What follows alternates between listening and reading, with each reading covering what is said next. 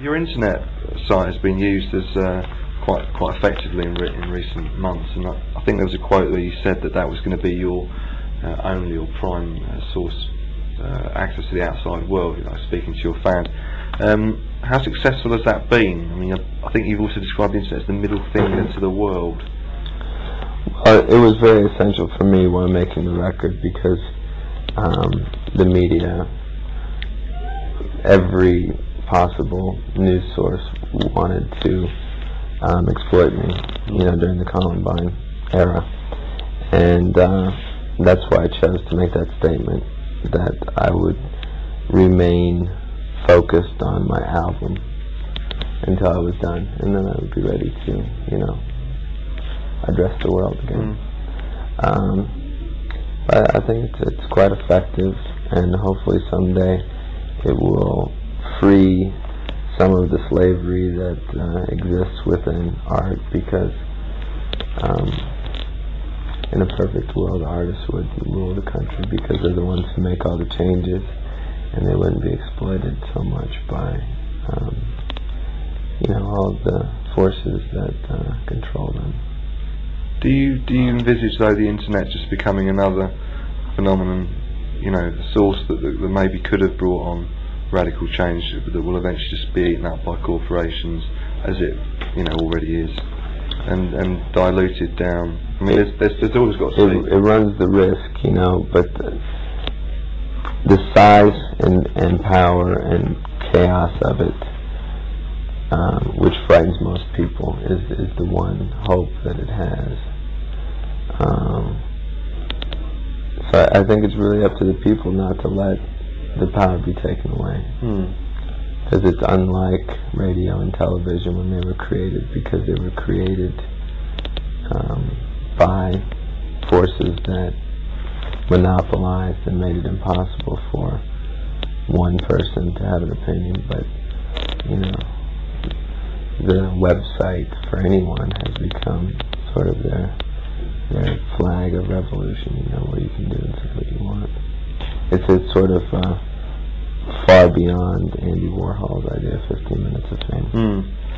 But you can put stuff on your site unedited, comments and put in the record straight. But you can also sell a lot of records and T-shirts. I mean, that must be quite a good source of income for you. Has that never been a concern for you? I mean, it's that's not the point of it, but it would be great if someday, artists could sell their records off of their websites and keep the money for themselves.